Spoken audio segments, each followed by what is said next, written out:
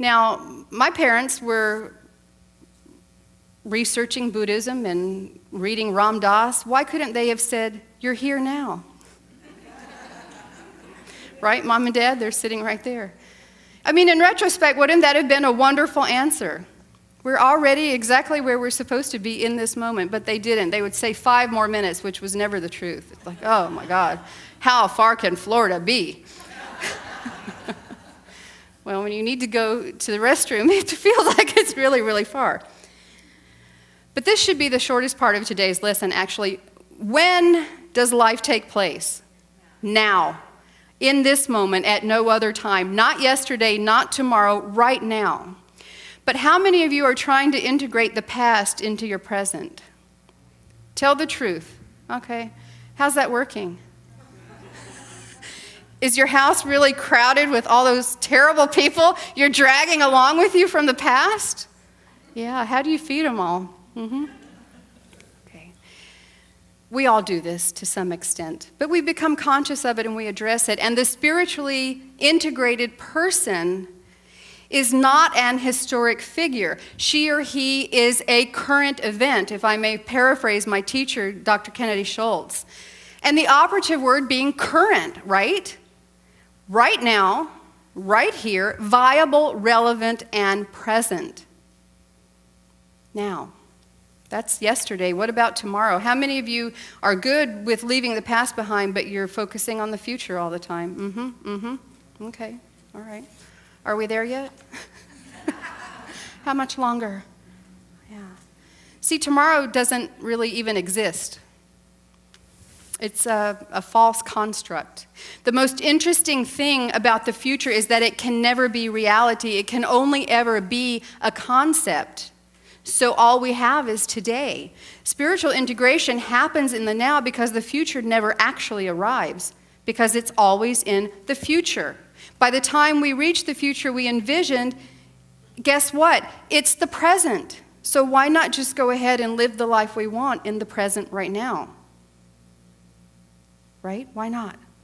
Ernest Holmes taught that what we conceive of as our future is based on our present realizations. So I ask you, what are we realizing right now in this moment? What are we realizing now in this moment?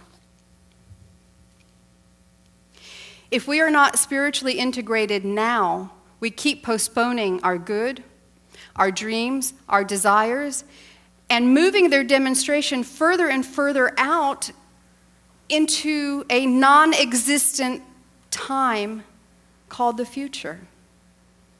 We don't have to do that to ourselves. I don't know about you, but I want the good life right now.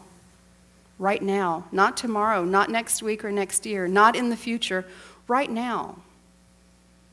But as I look at my current situation, and I can identify 1 or 2 areas where I'm not perfectly happy, and I mean 100% over the moon happy, which is what I want across the board. And if I look at those areas and I'm honest with myself, I can trace their origins to my state of mind in the recent past. Where was my head 2 or 3 weeks ago? What was I thinking? What was I wondering about or afraid of? Because here it is in my face right now. Yesterday on Facebook, my dear friend Reverend Karen Wolfson posted a quote from Lynn Robinson in Divine Intuition. And it says, "Over and over, I have observed that a lack of worry precedes an abundance of success. It is not the other way around." A lack of worry precedes an abundance of success. Now, I don't know why Karen is spying on me all the way from Sarasota, first of all. I'll have to speak to her about that. So, what are we worried about today? I know that my worry manifests in my life as unfavorable conditions. I have proven that to myself time and time again. And I find myself addressing it over and over. And I get there faster, and I'm more clear, and this is good, this is progress. So if you find yourself worried, this is a clue of how you're going to be feeling and what you think of as the future, which will become your present soon enough. But if I am willing right here and right now to integrate my knowledge and my practice and my application, if I'm willing to do that right now, what happens is that I create the perfect environment in which my good can unfold, in which my happiness can manifest. I create the perfect environment. And speaking of environment, let's move on to the where of spiritual integration. There's an excellent reason we use the expression right here and right now in our teaching so frequently. We hear that all the time, don't we? Right here and right now. Our practitioner Richard said that probably 6,000 times in his wonderful opening affirmative prayer. Do you think you could put a little more energy behind that next time?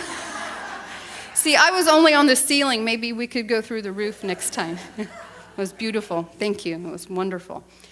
Right here and right now. We use this expression frequently because it speaks to the immediacy of divine spirit and all good things, temporally and spatially. As important as it is to understand that now is the only time, we must also recognize that here is the only place. Where are we? Here. Yes, we are here. Here is the only place. But there's so much more to that than meets the eye. You see, in metaphysics, we believe in the idea of the omnipresence of God. On the surface, that simply means that God is present everywhere. But there's a lot more to it than that. Not only is God everywhere, all of God, every bit of it, is in, as, through, and present at every single point in the universe. So it's not that it's spread out everywhere and we have a little bit right here. All of it in its entirety is present everywhere. When I first came into this teaching, having long ago abandoned the notion of a male sky god, I kind of conceived of divine spirit as a clear, semi-viscous substance that spread throughout the universe and beyond. And I still do that sometimes because I tend to be very visual, but I quickly bring myself back to the truth that God is not a substance. It is all substance.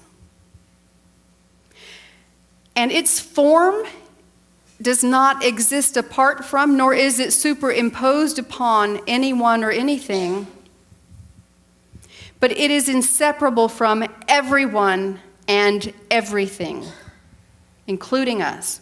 So when we talk about here, we have to understand that we're not located on some little dot of divine geography, right?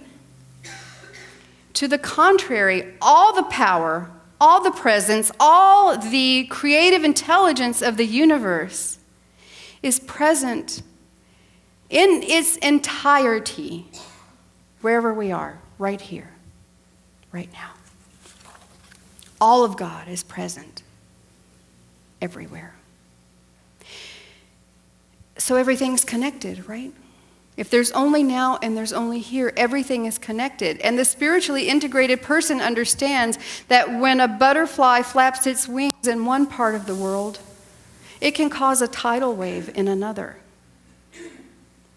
Because everything affects everything else. We're all connected. So wherever we find ourselves, geographically, intellectually, wherever we are, which is always here, unless we are alone on the proverbial deserted island, there's going to be other people, right? In fact, one of the greatest challenges to living the spiritually integrated life